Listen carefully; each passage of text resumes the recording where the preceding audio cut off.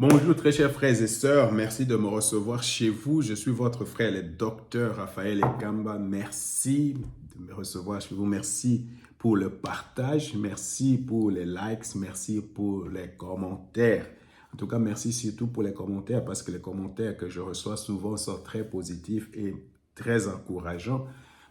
Merci aussi pour les gens qui m'ont souhaité une bonne guérison. Je pense que je suis guéri à 95%. En tout cas, merci beaucoup pour les bonnes intentions. Il y a Kabila qui a parlé et nous voulons vraiment commenter cela. Je ne sais pas, pour que je vous donne vraiment l'idée tout simplement de ce que vous voyez tout ça. C'est beaucoup. Ici, là, il y a à peu près 15 feuilles. Là, à peu près, il y en a combien ici? Il y en a 4. Il y en a 4 là. Il y a une ici. Il y en a à peu près ici 3. Donc, ça fait à peu près 17. Alors, j'ai encore un peu de ces cartages. Donc, il a beaucoup dit, c'est 45 minutes, il y a beaucoup à dire. Alors, il ne faut pas me tenir rigueur parce que c'est possible que le fil des idées ne soit pas très logique. Tellement il y a beaucoup à dire. Tellement il y a beaucoup à dire. Alors, je pense, et pour être un peu méthodique, je me suis fait un petit comment on dit, quelque chose qui peut un peu m'aider à suivre un peu mes idées. Alors, la première chose, je vais vraiment parler du contexte. Qu'est-ce qui a poussé Kabila à parler maintenant? Vous savez, on était en train d'attendre depuis très longtemps que Kabila parle, mais c'est maintenant seulement que Kabila est en train de parler. Alors, on va se demander pourquoi Kabila parle maintenant. C'est ça la première question que nous devons nous poser. Alors, je vais vraiment donner un peu de contexte parce que j'ai l'impression qu'il y a comme un essoufflement du côté du Rwanda. Le Rwanda est essoufflé. Donc, cette guerre a commencé à asphyxier le Rwanda d'une certaine façon. Et le Rwanda n'a pas le moyen de continuer la guerre. Le Rwanda a une crise politique et économique chez eux là-bas. Mais on les sent. Le Rwanda, c'est seulement les sommets de l'iceberg, mais sinon, vraiment, il y a beaucoup de problèmes là-bas. Alors, non pas seulement ça, j'avais déjà fait une vidéo pour vous dire, je sens un certain désespoir chez les gens de AFC M23 et que AFC M23 est aussi essoufflé. C'est Steve Wemby qui avait posé même cette question-là à Nanga quand il était là-bas. Je ne sais pas s'il est toujours là-bas. Il a posé cette question. On dit que vous êtes essoufflé, qu'il y a même un désespoir là-bas. Donc, on le sent. L'impression que j'ai qu'ils avaient mis beaucoup d'espoir qu'il y aura quelque chose qui va sortir de Doha. J'ai l'impression qu'au niveau de Doha, bloqué, il n'y a pas d'espoir. Ils n'ont rien reçu de Doha. Alors, ils ont mis aussi beaucoup d'espoir dans cette histoire de pacte national pacte pour la cohésion nationale et le bien vivre ensemble de la CENCO-EC. Alors, ils constatent aussi que le président ne répond pas, bloqué là-bas aussi, donc il n'y a pas d'espoir. Pourquoi ils mettent beaucoup d'espoir là-bas? Parce qu'ils veulent recevoir de l'amnistie, ils veulent recevoir des remises de peine, ils veulent une absolution. Par cette histoire de réconciliation, surtout, je pense que les gens comme Nanga a l'air un peu normal. Je me dis, quand vous avez tué beaucoup de gens comme ça vous pèse sur la conscience. Ils veulent peut-être demander pardon aux Congolais, mais ils ne savent pas dans quel contexte on peut demander pardon aux Congolais pour que les Congolais nous pardonnent et tout ça. Maintenant, Tshisekedi bloque tout. Tshisekedi bloque tout. Alors, je vous avais dit que beaucoup de ces gens-là dépendent maintenant de Tshisekedi. C'est Tshisekedi qui peut dire, allons, donner les go, on peut se réconcilier et tout ça. Tant que Tshisekedi dit non, ces gens-là ont un problème. Alors, ils sont dans le désespoir, ils sont essoufflés. Alors, ils ont aussi beaucoup d'espoir par rapport à Lomé, avec les Obasanjo, solutions africaines aux problèmes africains, tout ça, là aussi, il constate que ça pourra vraiment pas être facile. À cela s'ajoute la levée, la condamnation de Matata Mponyo, la levée des immunités de Kabila, et ça a envoyé une onde de choc dans ces milieux-là. Si tous les kabilistes, tous ces gens-là savent maintenant que vraiment la République est en train de devenir beaucoup trop dure à leur égard. Avec les lois, avec tout ça. C'est pourquoi Kabila même a parlé de l'instrumentalisation de la justice. Sa femme en avait parlé une fois aussi, mais là, il en a parlé aujourd'hui aussi, hier plutôt dans son discours. Alors, vous comprenez, cette levée d'immunité a envoyé une onde de choc chez les M23, AFC. Ils comprennent que vraiment, ces gens-là sont très sérieux. Mutamba est sérieux. Félix-Antoine Tshisekedi est sérieux. Alors, il y avait même la présence, j'ai vu la présence de gens de Genève là, qui doivent faire des enquêtes avec les ministres les ministres des Affaires de la presse. Il y a un ministre de la presse, le ministre de l'information et presse, ou je ne sais pas, quelque chose comme ça. Patrick Mouyaya, je ne sais pas quel ministre il est. Ici, dans nos pays, ici, je ne sais pas s'il y a un ministre comme ça. Ici, on parle de secrétaire à la presse, ou je ne sais pas. Mais au-dessus de tout cela, il y a l'accord imminent, la signature des accords imminents de paix entre le Rwanda et la RDC, et peut-être aussi un deal minerai contre développement entre la République démocratique du Congo et les Américains et les États-Unis, et puis la venue sur place pour sécuriser toute cette partie de l'Est, de Navy Seal, de Blackwater. Alors, tout ça, c'est pas facile. C'est pas facile. Je ne vois pas AFC M23 combattre contre les Américains. C'est pas facile. Alors, ça joue un rôle. Alors, c'est dans ces contextes que Kagame s'est dit, avec Kabila naturellement, et peut-être aussi les gens de la Senko, on doit jouer notre dernière carte. Et qu'est-ce qui est la dernière carte? On joue la dernière carte. C'est comme dans les pokers, on joue notre dernière carte et on va voir qu'est-ce qui va se passer. Alors, la dernière carte, c'est Kabila. C'est dans ce contexte-là que Kabila a parlé. Alors, c'est comme j'étais en train de dire, moi, je n'ai jamais écouté Kabila parler. Donc, c'est la première fois que j'écoute un discours de Kabila. La toute première fois que j'écoute un discours de Kabila. Parce que depuis que Kabila est devenu président de la République, j'avais pris la décision de ne pas mettre mes pieds en République démocratique du Congo. Alors, je suis devenu allemand et je n'ai jamais mis vraiment pied, je n'ai jamais écouté un discours, quelque chose de politique en République démocratique du Congo. J'avais complètement bloqué oreille, cœur, tout.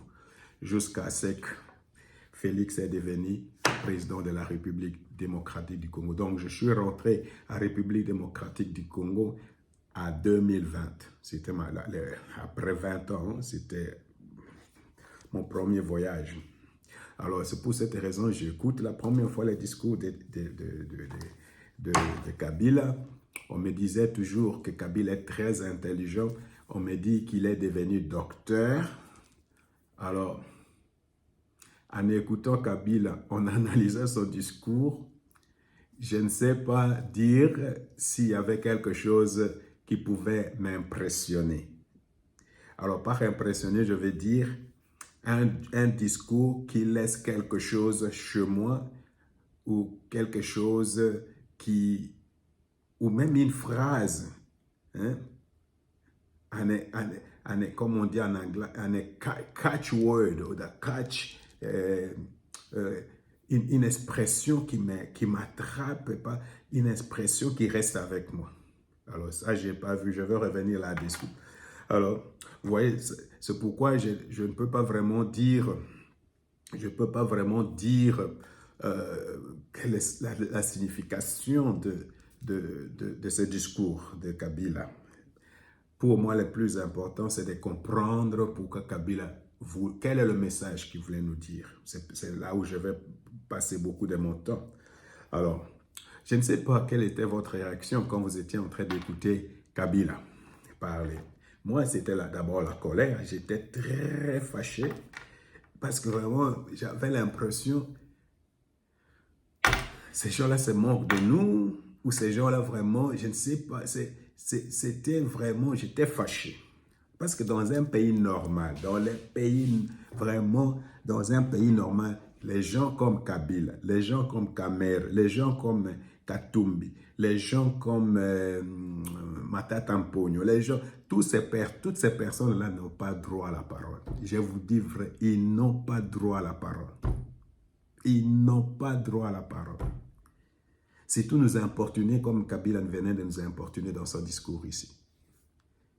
Malheureusement, j'ai vu, il y a des gens qui parlent de lui à des termes très élogieux. Oh, c'est un homme sage, c'est un homme mature, c'est un homme d'État et tout ça. Et je me dis, ah, j'ai pitié. Et ça, c'est là où venait j'avais très pitié de mon pays. J'avais très pitié et j'ai encore pitié de mon pays, que notre pays pouvait se faire diriger, que ces grands pays, beaux pays, ces riches sous-pays, avec une population d'à peu près 150 millions d'âmes, se laisse diriger par un homme comme Kabila. Je ne comprends pas.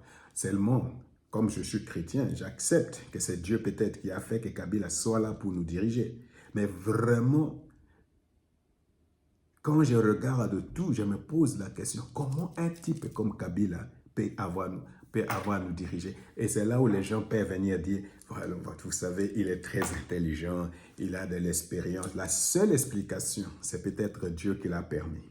À part ça, je n'ai vu aucune qualité d'homme, de leader, de quelque chose qui peut faire que Kabila soit l'autre président soit le président de la République démocratique du Congo. C'est pourquoi j'avais pitié pour mon pays. J'avais vraiment pitié pour mon pays. Alors, je dois vraiment, avant que je commence à analyser tout ce que Kabila a dit, là, je dois commencer par donner quelque chose de positif. Parce que je pense qu'on risque d'oublier, parce que je risque de me perdre dans toutes les négativités que Kabila a dit et des choses comme ça. Parce que tout est négatif, hein? Tout était négatif dans tout ce que Kabila a dit. Tout était négatif. Je n'ai pas vu quelque chose de positif. Tout était négatif.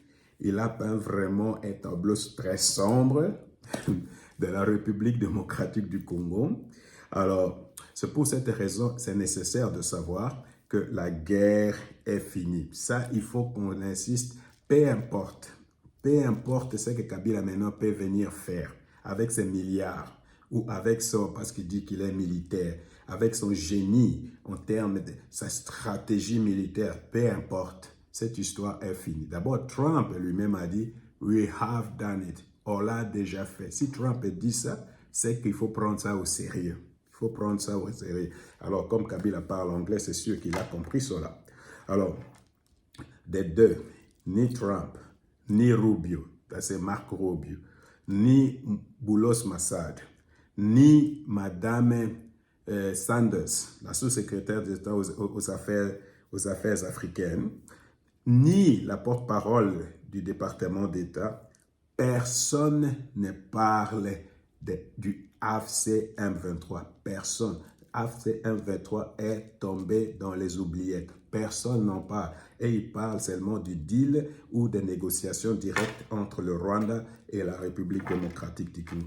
Alors maintenant, à mon sens, si notre aide dans ce contexte, c'est parce que Kabila avait fait la guerre. Il est venu pour nous faire la guerre, il est venu nous menacer pour faire la guerre. C'est ça le sens même de son discours. Je vais vous faire la guerre, je vais reprendre mon pouvoir, je vais reprendre ma République démocratique du Congo et mes citoyens.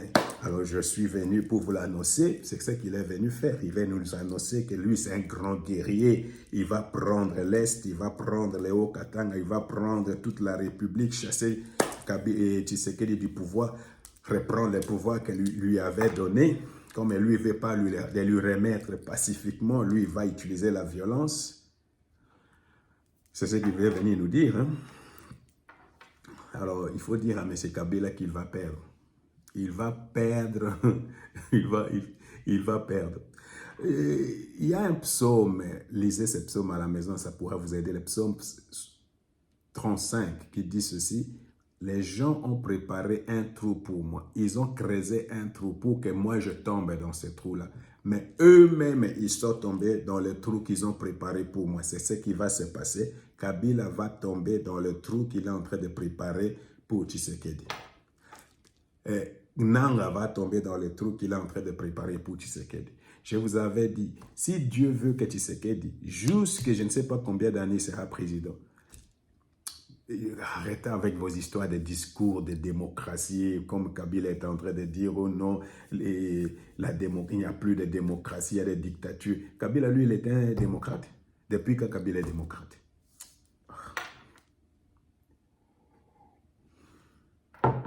Alors, qu'il gagne les élections, qu'il ne gagne pas, que tu lui aies donné le pouvoir. C'est Dieu qui lui a donné ce pouvoir-là. C'est Dieu. C'est Dieu qui lui a donné. Et toi, tu vas maintenant venir ravir ce pouvoir-là que Dieu lui a donné. Tu vas rencontrer Dieu lui-même. C'est pourquoi je dis, si l'aide ne vient pas des États-Unis, l'aide va venir de Dieu. Et ces gens-là, et AFC, et tous ces gens-là, et ils vont perdre.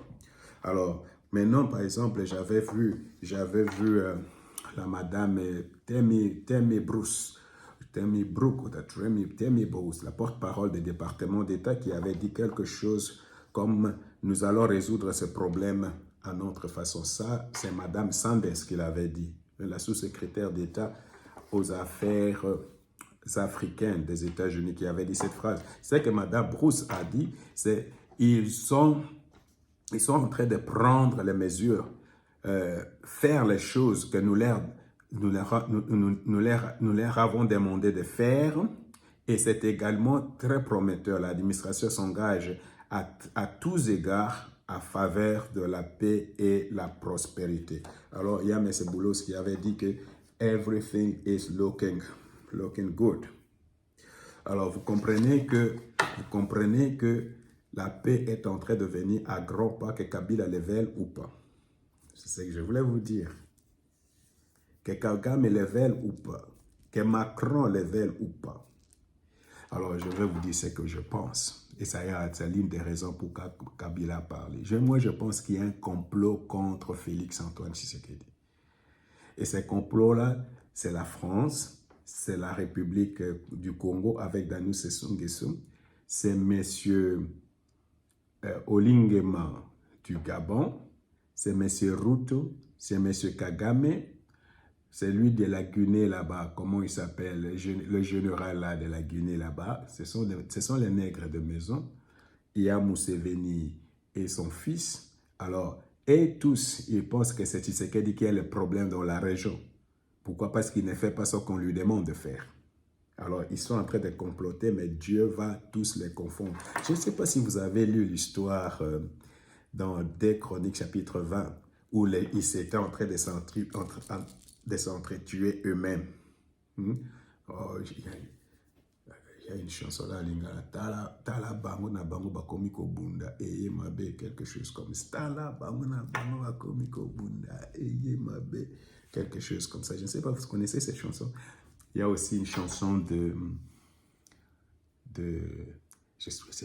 c'est Koffi Olomide, Ozako rond-point, Ozako rond-point. Alors, c'est ce qui se passe là-bas avec les gens du M23. Ils sont en train de se faire des mots Ozako rond-point. Ils sont tellement en train de tourner. Ils sont dans le désespoir. C'est l'une des raisons pourquoi Kabila parle. Alors, parce qu'ils sont dans les ronds-points, maintenant, ils doivent faire quelque chose pour avancer. Il n'y a pas, les États-Unis les bloquent complètement. Oui, ok. C'est pour cette raison, avant que je m'embourbe dans tout ce que je vais commencer à faire comme analyse et tout ça, je dois laisser vraiment les messages qui est le plus important. D'ailleurs, même si je ne faisais pas l'analyse, je peux m'arrêter ici parce que c'est ça les messages le plus important. Les messages les plus importants. Peut-être je dois commencer par ces messages-là, le plus important. Pourquoi Kabila a parlé? Comme ça, je peux donner ceci, comme ça, je peux donner ce que j'ai écrit euh, solution à prendre, des actes à poser obligatoirement. Alors, la première chose, pourquoi Kabila a parlé, je dois le lire, je dois peut-être le lire, comme ça, je ne me perds pas. Je pense que Kabila a parlé parce qu'il veut donner le go à quelque chose, je ne sais pas quoi, comme pour dire après ma déclaration, alors commencer, soit l'offensive vers Kindu, vers Tanganyika, vers le Haut-Katanga, vers Kisangani, c'est comme une déclaration de guerre. Alors ça, c'est comme ça, moi je le vois. Hein. Alors, c'est comme une déclaration de guerre. C'est pour galvaniser ses partisans à Kinshasa, galvaniser les M23, les AFC, parce que comme ils étaient déjà complètement essoufflés, alors il vient prendre la tête. Hein? Comme lui, il a beaucoup d'argent, n'oubliez pas que le responsable de Great Lake Crisis avait dit cette histoire, avait prédit que Kabila il est impliqué dans cette guerre et il a beaucoup d'argent et ça pourrait faire que cette guerre dure longtemps à cause du fait que Kabila a beaucoup de ressources. Alors, d'ailleurs, Kabila lui-même a dit qu'il n'y a pas d'argent là-bas à l'Est et tout ça. On ne sait pas comment il va faire. Il peut ajouter seulement 100 millions là-bas et puis la région commence à fonctionner. Hein? Alors, vous comprenez qu'il vient vraiment prendre la tête de cette histoire de l'AFC parce qu'ils ont besoin d'argent, parce qu'ils ont besoin de moyens, ils ont besoin de financement. Mais lui-même, il s'expose parce que s'il fait ça, il va recevoir des sanctions des États-Unis, croyez-moi. Kabila va recevoir des sanctions.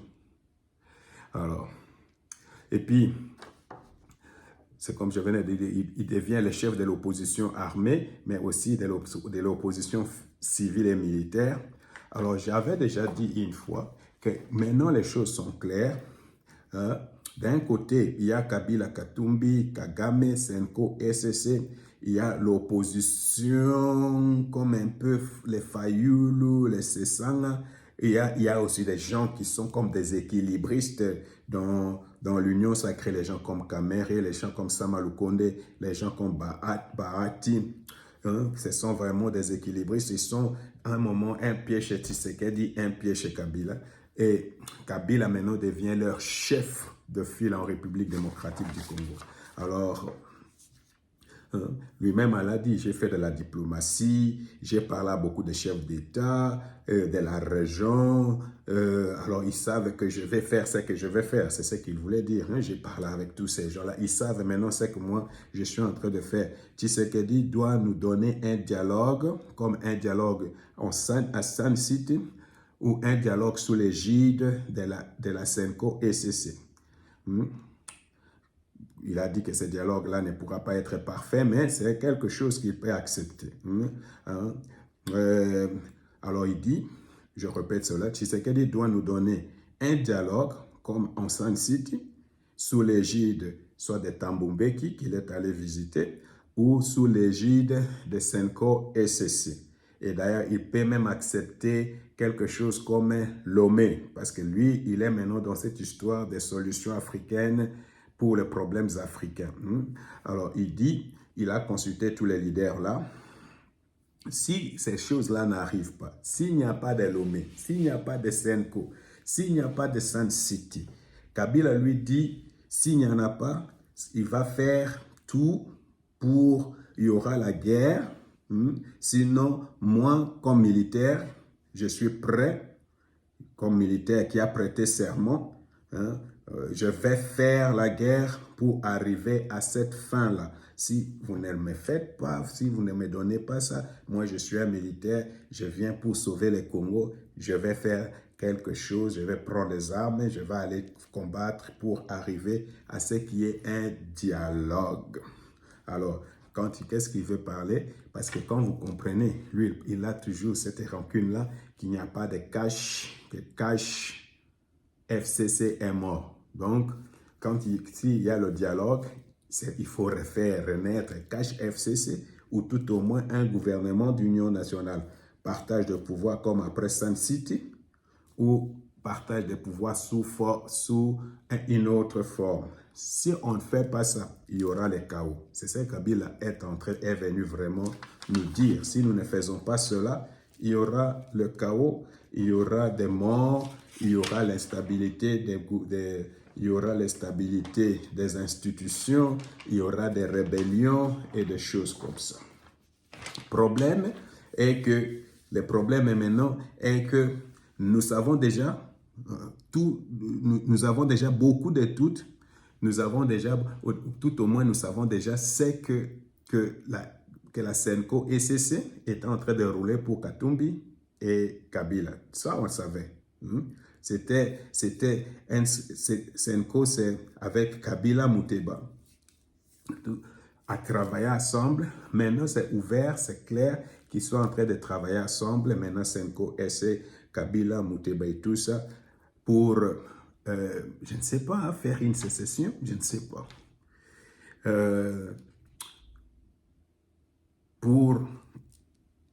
Parce qu'il fait faire la pression sur Tshisekedi. Alors, on doit faire, parce que Kabila parle toujours du temps où il était président, la République était divisée en deux et qu'il a réuni. Je pense, lui, il pense qu'il faut reprendre ces choses-là pour qu'il y ait une forme de dialogue. Alors, il faut diviser le pays en deux, une partie qui est dirigée par FCC, AFC, Kabila, et une partie qui est dirigée par Tshisekedi pour qu'il y ait une sorte de dialogue après des réconciliations. Sinon, le pays sera divisé, les institutions seront déstabilisées, tout ça. Donc, il menace. Alors ça, nous connaissons déjà de la Senko avec Abbé Chole, nous connaissons déjà de la M. Muteba.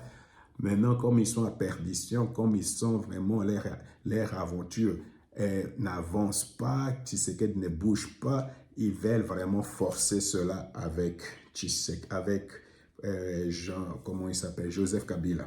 Seulement, l'erreur que Joseph Kabila a fait, bien que lui, il ait de l'argent, bien qu'il ait des hommes peut-être, parce qu'il a de l'argent, il va avoir des hommes qui vont peut-être le suivre, il va corrompre tout ça.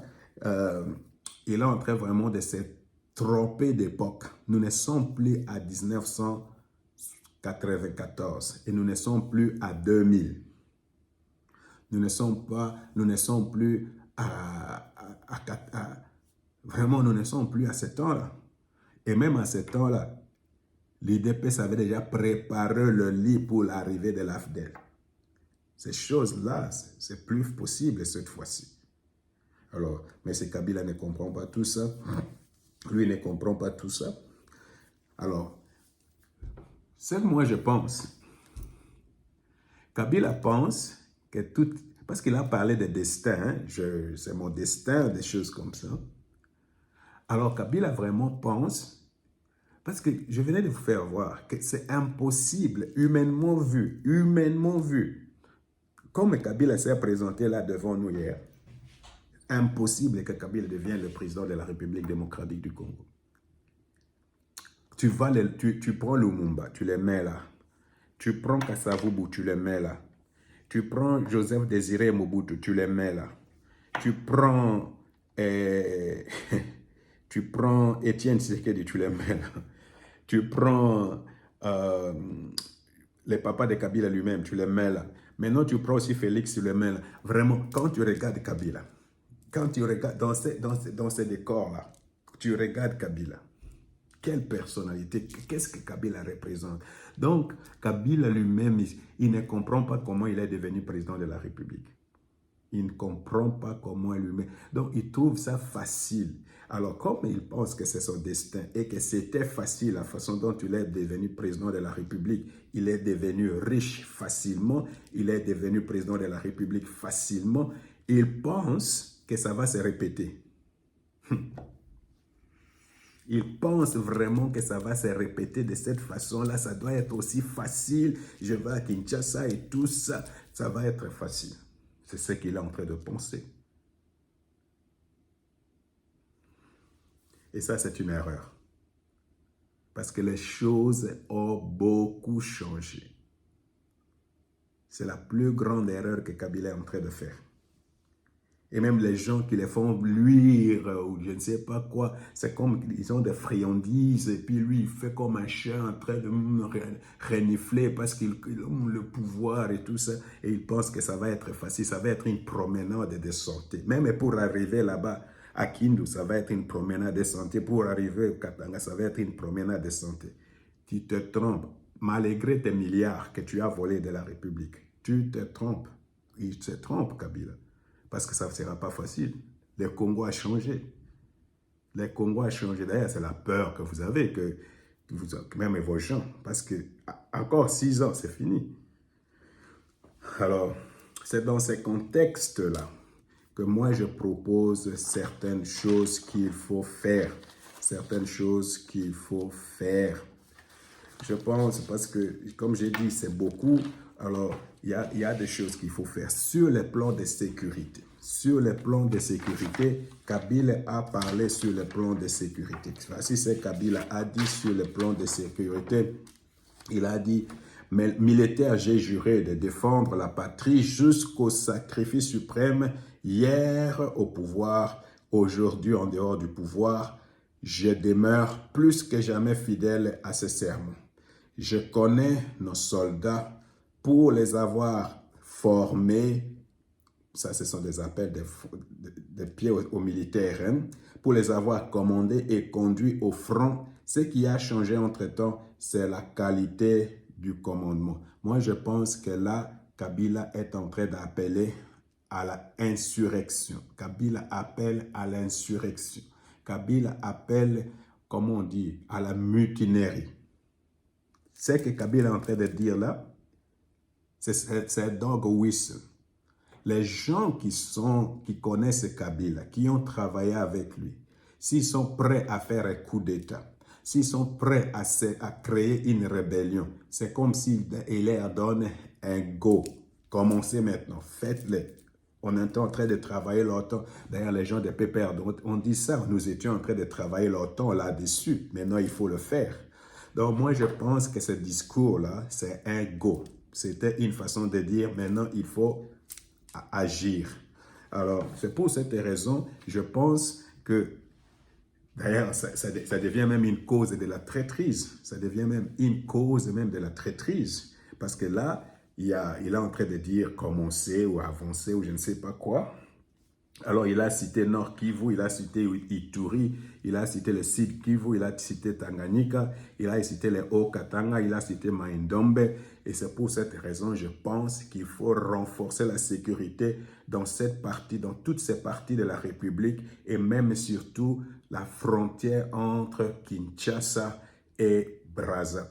Ici, il faut utiliser des drones, il faut utiliser des techniques nouvelles qui font que vraiment vous surveillez tout mouvement, que ce soit du côté de Bandundu, que ce soit du côté de Congo-Brazzaville. Vraiment, il ne faut pas dormir parce que ces gens-là, ils se sont préparés ou ils préparent quelque chose. Alors, il y a des gens qui disent qu'il est très organisé. On donne à Tshisekedi 6 mois. Ok, on lui avait donné il n'y a pas longtemps 25 jours, 21 jours.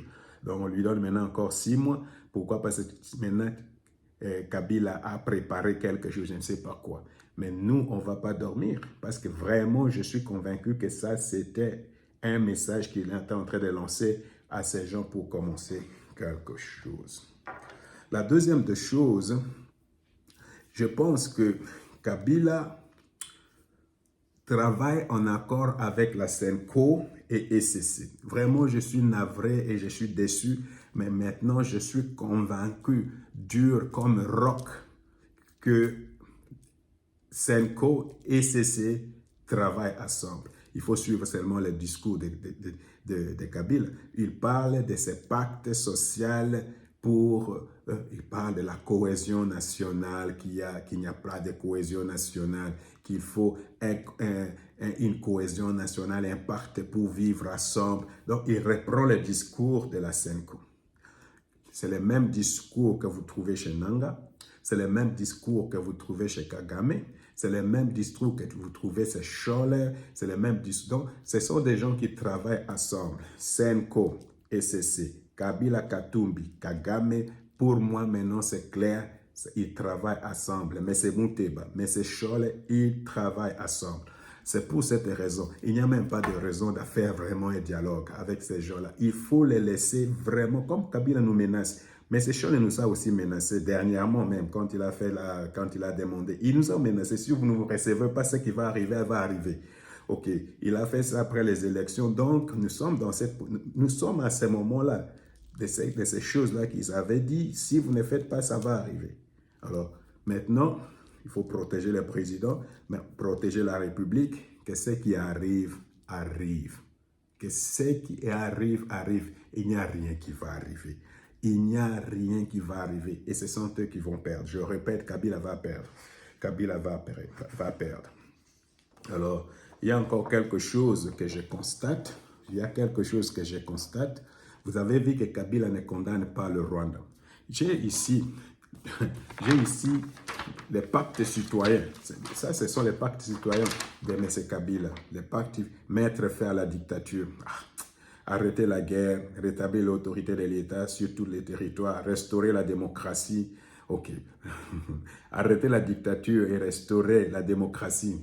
Je vous ai dit, il y a beaucoup de choses qui se répètent, il y a beaucoup de contradictions. Parce que quand on dit arrêter, quand on dit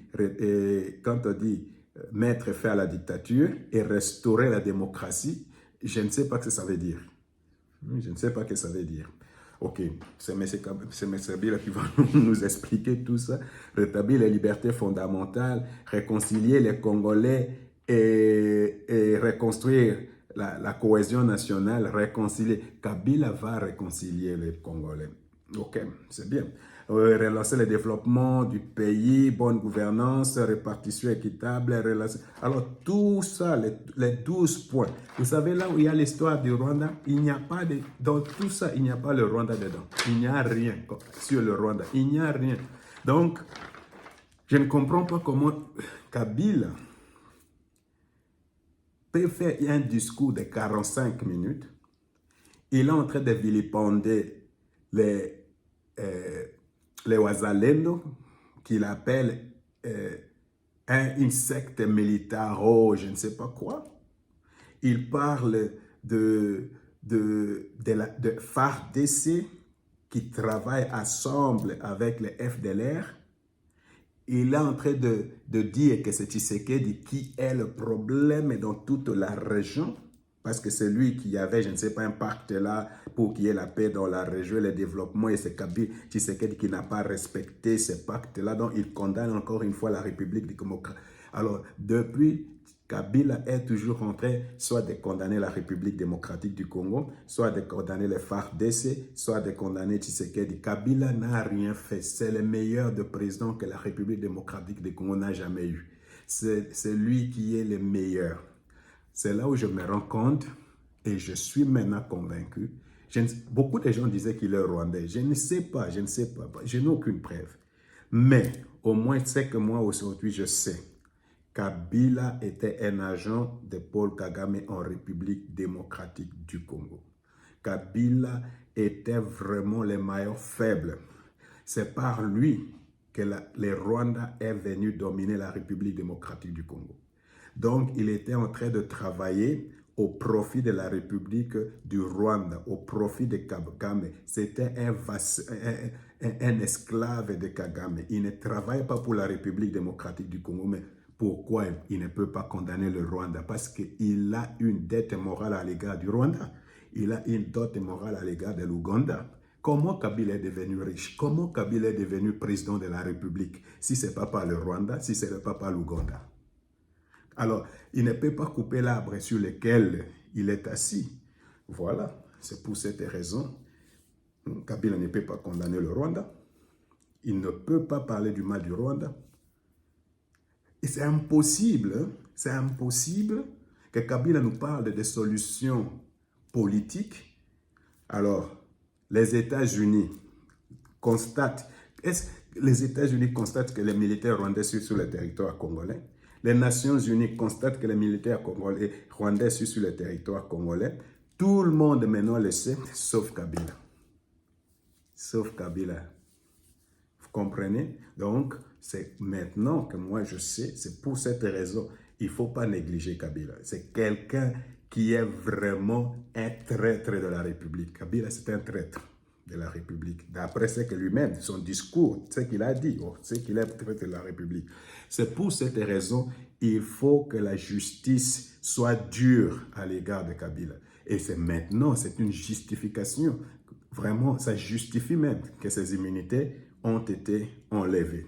Alors, à propos de ces immunités, parce que je vous répète et je le dis toujours, la vraie paix, la vraie cohésion, la vraie unité va passer par la justice. Même quand elle est instrumentalisée, elle doit passer par la justice. Ce n'est pas possible que quelqu'un qui a dirigé ce pays pendant 18 ans, qui a mis le pays à l'état où nous sommes, vient nous faire un discours de 45 minutes où il n'y a pas un seul instant où Kabila dit « j'ai mal fait quelque chose ». Donc Kabila, pendant les 18 ans, Kabila vient tellement, le Congo était tellement riche, le Congo était tellement riche que Tshisekedi est venu en 6 ans, il a gaspillé toute la richesse que Kabila avait laissée. En 6 ans seulement. Alors, vous savez, si vous construisez une maison et que vous n'avez pas mis bonne fondation, cette maison-là ne peut pas rester 6 ans. Est-ce que c'est la personne de la personne qui a hérité de la maison ou de la personne qui l'a construite? Si la personne n'a pas mis de fondations. Alors vous comprenez que ces gens-là sont en train de se moquer de nous, vraiment de nous insulter, d'insulter notre intelligence. Hein?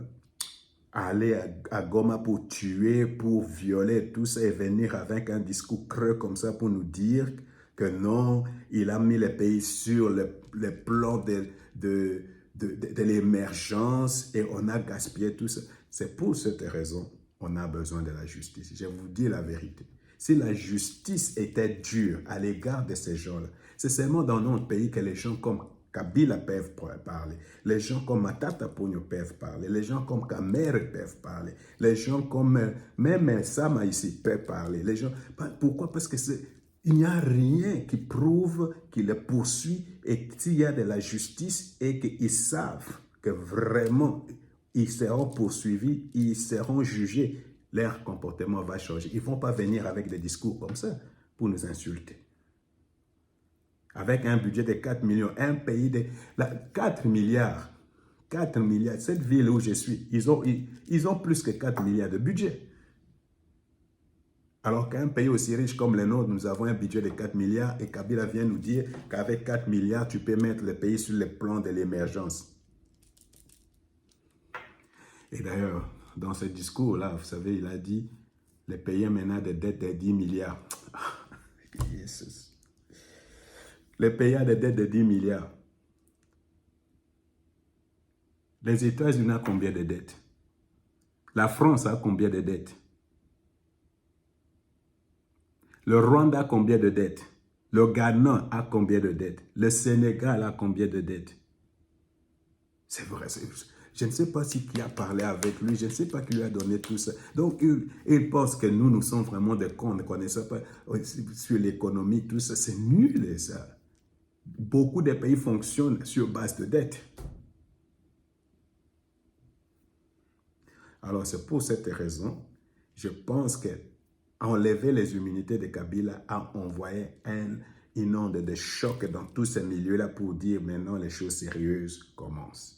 Et voilà pourquoi, s'il y avait la justice qui était passée par là, Kabila n'aurait pas pu nous parler comme il nous a parlé aujourd'hui. Alors, je trouve vraiment, c'est que l'auditeur général près de la cour militaire a parlé, mais c'est ridicule, il y a beaucoup à propos de l'enlevée des immunités de Kabila. Il a dit merci au Sénat pour cette conscience collective de faire voir à un monsieur que nul n'est au-dessus de la loi et nous allons saisir le pays où il réside à ce moment pour son extradition vers la RDC.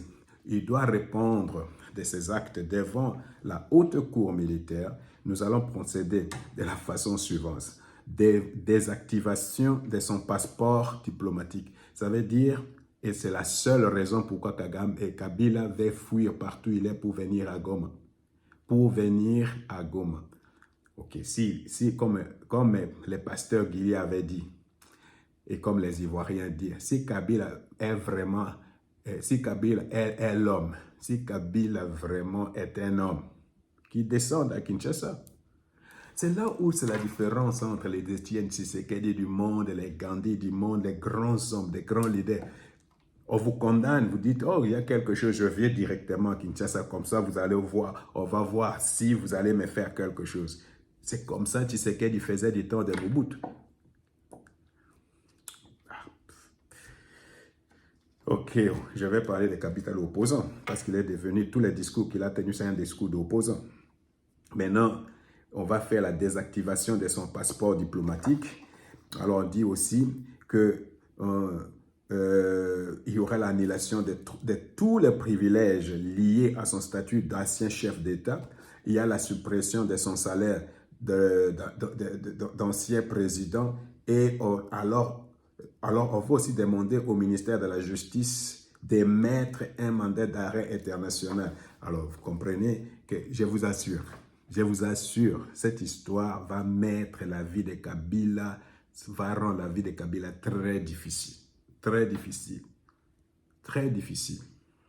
Il est en train de prendre ça à la légère, mais ça va rendre sa vie. Il pourra se promener ou il pourra vraiment aller, que seulement il va aller au Rwanda, il va aller peut-être en Ouganda. Mais seulement les pieds à Arusha, là, en Tanzanie, on peut mettre les mains sur lui. On peut mettre les mains sur lui. Ou bien dans les pays de SADC. Alors vous comprenez que cette histoire de Kabila est en train de prendre une tournure positive, très positive. Moi, je n'ai pas peur. Il ne faut pas avoir peur. Si ça va imploser, que ça implose, mais on ne va pas courber nos échines pour que Kabila monte sur nous. Ça, c'est impossible. Vraiment, 2 fois. On peut vous tromper 1 fois ou 2. On peut vous tromper 1 fois ou 2, mais pas toujours. Alors, je voulais parler vraiment pour finir parce que maintenant, c'est beaucoup. Il y a beaucoup de choses à dire. Il y a beaucoup de choses à dire. Mais je vais parler de Kabila l'opposant.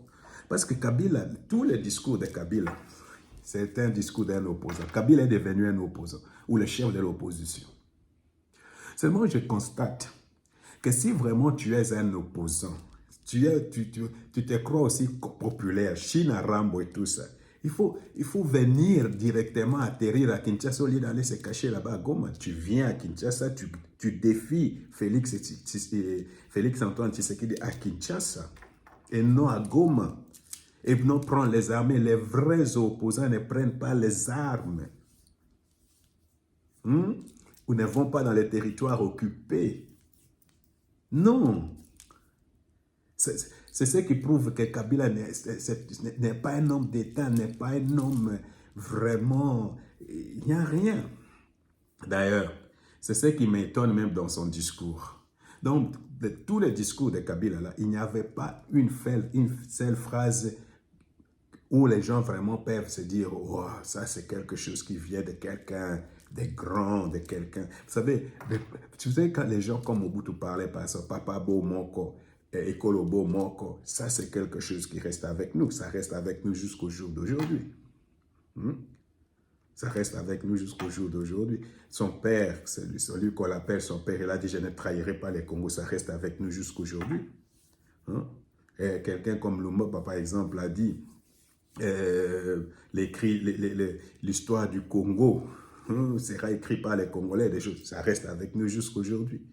Il y a par exemple les gens comme Ronald Reagan qui, quand ils étaient ici en Allemagne, ont dit Mr. Gorbachev, tear down this wall, je ne sais pas, ça reste aujourd'hui. Kennedy, quand il était ici, I'm Berlin, ça reste avec nous. Donc, vous comprenez que ce discours-là, il n'y a pas de phrase comme ça, il n'y avait rien. C'est seulement des accusations. Oh, vous ne respectez pas la parole, vous n'avez pas gagné les élections. Il n'y avait rien. Il n'y avait rien dans ce discours-là. C'est un discours d'opposant. Oh, il a parlé de l'humiliation, mais combien de fois tu as humilié la famille de Tshisekedi? Ils sont même très gentils avec vous. Ils sont très gentils avec vous. Alors vous comprenez, mes très chers frères et sœurs, qu'il y a vraiment beaucoup à dire sur le discours de M. Kabila qui veut se présenter à sauveur. Il veut venir nous sauver. Il veut venir sauver la République, réconcilier les Congolais et tout ça. Alors, moi, je ne sais pas comment je peux conclure cette vidéo parce qu'il y a beaucoup de choses à dire. Là, je suis un peu perdu dans mes papiers. Peut-être je vais me rappeler, je vais m'énerver même parce que j'ai mis beaucoup de bons points où je pouvais vraiment réfléchir. Mais là, je suis fatigué même. Je suis fatigué parce que vraiment, je ne dois pas m'occuper de quelqu'un comme Kabila. Ça ne m'inspire même pas. Est-ce que Kabila vous inspire quelque chose? Moi, Kabila ne m'inspire pas. Rien du tout. Kabila m'inspire seulement le mépris. C'est le mépris. Hein? Vraiment, j'ai pitié de mon pays à cause de Kabila. Peut-être je dois finir cette histoire de cette façon-ci. Une fois, j'étais à New York et j'étais en train de faire du sightseeing, du tourisme. J'étais moi, mes enfants et ma femme. Et nous étions tombés sur un groupe. C'était une agence et puis nous sommes un groupe de gens. Et puis il y avait aussi des gens qui sont venus, je crois, des Suriname, le Noirs qui sont venus des Suriname et qui étaient avec nous. Et on était en train de faire du tourisme. Et à un moment donné, la femme a commencé à parler avec moi. D'où tu viens? Moi, je dis, je viens du Congo et tout ça. Ah, parce qu'il faut savoir qu'il y a beaucoup de Congolais, là, beaucoup de Noirs qui sont aux Antilles, viennent de la République démocratique du Congo. Je ne sais pas si vous savez ça, hein? Colombie, Pérou, Cuba, Suriname, Martinique. Ok, les gens d'Haïti, là-bas, ils viennent du Bénin. La majorité qui sont, une partie au Brésil vient du Congo, viennent du Bénin, viennent du Nigeria. Donc, il faut savoir que beaucoup de Noirs qui sont en Amérique viennent de la République démocratique du Congo, surtout en Colombie. Même la musique, elle est congolaise. Tu vas au Pérou, même la musique, elle est congolaise. Tu vas dans les Martiniques et tout ça. Alors, il faut faire... cette femme-là me disait, mais comment vous nous avez vendus? Et j'étais choqué. Moi, je n'ai jamais vendu quelqu'un. Elle dit, comment vous nous avez vendus? J'étais choqué. Je ne savais pas qu'est-ce qu'il faut répondre. J'étais en train de réfléchir comment... Parce que quand on vous pose une question comme ça, vous devez quand même donner une réponse. Hein? Comment vous nous avez vendus? Et elle ajoute, vous nous avez vendus pour du sel, vous nous avez vendus pour des choses comme ça. Donc, cette femme-là me reproche, moi, je pense que peut-être elle a retracé ses origines vers le Congo, je ne sais pas. Elle me reproche, moi, de l'avoir vendu, alors que moi, je n'ai rien à voir avec ça. Mais ce sont nos ancêtres qui ont fait ça. Alors, il y a beaucoup de gens comme ça qui se posent des questions comme ça. Moi, j'ai vécu ça, j'étais embarrassé, je ne savais pas ce qu'il fallait dire. Et j'ai commencé à condamner ces gens-là, que c'était comme ça, j'ai commencé à condamner, mais en réalité, je savais parce que j'ai vécu au Nigeria très longtemps, j'ai vécu 3 ans, je voyais comment on vendait encore les gens au Bénin, on vendait encore les gens au Nigeria pour venir. Cet esclavagisme-là continuait. Et alors, je vois quelqu'un qui est aujourd'hui, et je vois quelqu'un là, et Et je vois l'histoire et je me dis, mais ça se continue. Et c'est là mon problème avec nous les Congolais. Vraiment, c'est ça mon grand problème avec nous les Congolais.